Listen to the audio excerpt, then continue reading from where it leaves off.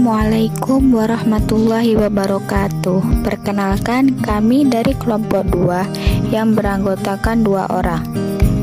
Pertama, Dila Puji Astuti, NIM 2130007. Yang kedua, Sri Mulyani, NIM 2130029. Di sini kami akan membahas tentang hakikat manusia dan perkembangannya.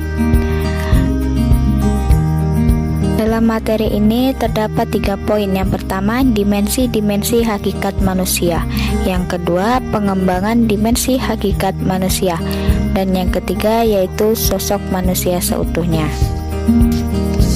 Yang pertama, dimensi-dimensi hakikat manusia. Di sini terdapat 4 poin. Yang pertama, dimensi keindividualan, yaitu sesuatu yang merupakan keutuhan dan tidak dapat dibagi, yang bersifat pribadi. Karena adanya individualitas tersebut, setiap orang memiliki kehendak, perasaan, cita-cita, kecenderungan, semangat, dan daya tahan yang berbeda. Nah, kesanggupan untuk memikul tanggung jawab sendiri merupakan ciri yang sangat esensial dari adanya individualitas pada diri manusia. Sifat-sifat sebagaimana yang digambarkan secara potensial telah dimiliki sejak lahir, perlu ditumbuh kembangkan melalui pendidikan agar bisa menjadi kenyataan. Sebab tanpa dibina melalui pendidikan, benih-benih individualitas yang sangat berharga tersebut yang memungkinkan terbentuknya suatu kepribadian seseorang tidak akan terbentuk semestinya, sehingga seseorang tidak memiliki warna kepribadian yang khas. Yang kedua, ada dimensi kesosialan, yaitu semua makhluk hidup di dunia ini saling membutuhkan untuk keberlangsungan hidupnya. Artinya, setiap orang itu dapat saling berkomunikasi yang pada hakikatnya di dalamnya terkandung untuk saling memberi dan menerima. Adanya dimensi kesosialan pada diri manusia tampak lebih jelas pada dorongan untuk bergaul. Dengan adanya dorongan untuk bergaul, setiap orang ingin bertemu dengan sesamanya. Seseorang dapat mengembangkan kegemarannya, sikapnya, cita-citanya di dalam interaksi dengan sesamanya.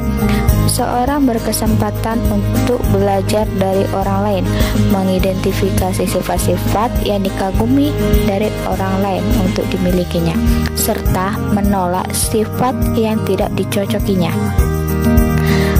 Hanya di dalam berinteraksi dengan sesamanya, dalam saling menerima dan memberi, seseorang menyadari dan menghayati kemanusiaannya. Yang ketiga, dimensi kesusilaan. Susila berasal dari kata su dan sila yang artinya kepantasan yang lebih tinggi. Kesusilaan mencakup etika dan etiket. Etika yaitu persoalan kebaikan dan etiket yaitu persoalan kepantasan dan kesopanan. Persoalan kesusilaan selalu berhubungan erat dengan nilai-nilai. Pada hakikatnya, manusia memiliki kemampuan untuk mengambil keputusan susila serta melaksanakannya, sehingga dikatakan manusia itu adalah makhluk susila. Yang keempat, yaitu dimensi keberagaman. Beragama merupakan kebutuhan manusia karena manusia adalah makhluk yang lemah sehingga memerlukan tempat untuk bertopang. Manusia memerlukan agama demi keselamatan hidupnya. Dapat dikatakan bahwa agama menjadi sandaran vertikal manusia. Manusia dapat menghayati agama melalui proses pendidikan agama. Pendidikan agama bukan semata-mata pelajaran agama yang hanya memberikan pengetahuan tentang agama. Jadi segi-segi afektif harus juga diutamakan. Di samping itu, mengembangkan kerukunan hidup di antara sesama umat beragama dan menganut kepercayaan terhadap Tuhan Yang Maha Esa perlu mendapat perhatian. Materi yang kedua yaitu pengembangan dimensi hakikat manusia. Di sini terdapat 2 poin. Yang pertama, pengembangan yang utuh, yang kedua, pengembangan tidak utuh. Nah, pengembangan yang utuh ini yaitu tingkat keutuhan perkembangan dimensi hakikat manusia ditentukan oleh 2 faktor, yaitu kualitas dimensi hakikat manusia itu sendiri secara potensial dan kualitas pendidikan yang disediakan untuk memberikan pelayanan atas perkembangannya. Nah, pengembangannya utuh terbagi menjadi 2 bagian. Yang A yaitu dari wujud dimensinya. Keutuhan terjadi antara aspek jasmani dan rohani, antara dimensi keindividualan, kesosialan, kesusilaan, dan keberagaman, antara aspek kognitif, afektif, dan psikomotor. Pengembangan aspek jasmaniah dan rohaniah dikatakan utuh jika keduanya mendapat pelayanan secara seimbang. Pengembangan dimensi keindividualan, kesosialan, kesusilaan, dan keberagaman dikatakan utuh jika semua dimensi tersebut mendapat pelayanan dengan baik. Tidak terjadi pengabaian terhadap salah satunya. Pengembangan domain kognitif, afektif, dan psikomotor dikatakan utuh jika ketiganya mendapat pelayanan yang berimbang. Nah, yang B dari arah pengembangan. Keutuhan pengembangan dimensi hakikat manusia dapat diarahkan kepada pengembangan dimensi keindividualan, kesosialan, kesusilaan, dan keberagaman secara terpadu. Dapat disimpulkan bahwa pengembangan dimensi hakikat manusia yang utuh diartikan sebagai pembinaan terpadu terhadap dimensi hakikat manusia, sehingga dapat tumbuh dan berkembang secara selaras. Perkembangan dimaksud mencakup yang bersifat horizontal, yang menciptakan keseimbangan, dan yang bersifat vertikal, yang menciptakan ketinggian martabat manusia.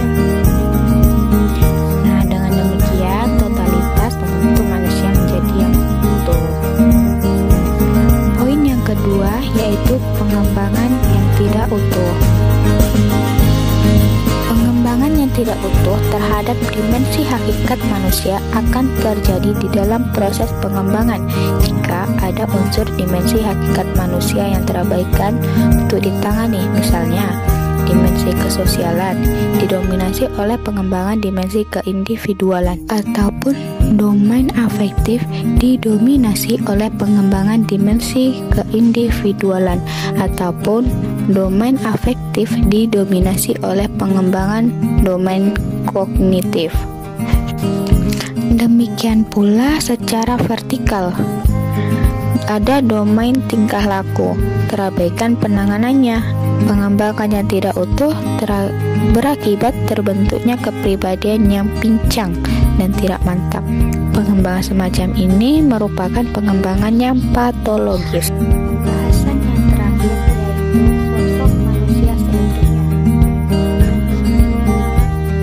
Sosok manusia seutuhnya adalah perpaduan antara aspek jasmani dan rohani setiap manusia dengan memiliki keimanan dan ketakwaan kepada Tuhan Yang Maha Esa, cerdas, aktif, bertanggung jawab, berpendidikan, serta memiliki rasa cinta terhadap anak hidup. Pendidikan manusia seutuhnya pada dasarnya merupakan tujuan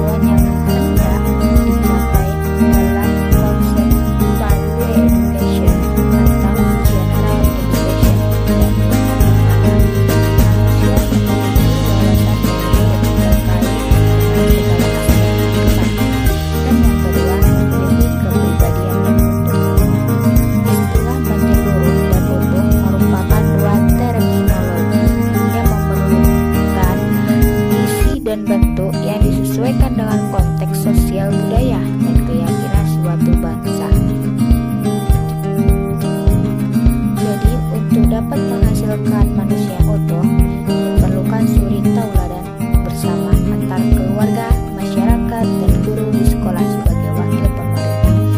Patut diingat bahwa pembentukan jati diri manusia utuh berada pada tataran afeksi, dan pembelajarannya dunia afeksi hanya akan berhasil apabila dilakukan dengan metode pelakonan, pembiasaan, dan suri tauladan dari orang dewasa. Nah, itulah materi yang kami sampaikan pada kesempatan kali ini. Kesimpulannya yaitu sifat hakikat manusia dan segenap dimensinya hanya dimiliki oleh manusia dan tidak terdapat pada hewan. Ciri-ciri yang khas tersebut membedakan secara prinsipil dunia hewan dari dunia manusia. Adanya hakikat tersebut memberikan tempat kedudukan pada manusia sedemikian rupa sehingga derajatnya lebih tinggi daripada hewan dan sekaligus menguasai hewan.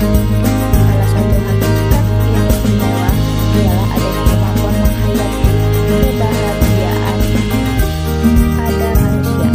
Semua sifat hakikat manusia dapat dan harus ditumbuh kembangkan melalui pendidikan. Berkat pendidikan, maka sifat hakikat manusia dapat ditumbuh kembangkan secara selaras dan berimbang sehingga menjadi manusia yang utuh. Sekian dari kami, kurang lebihnya kami mohon maaf. Terima kasih.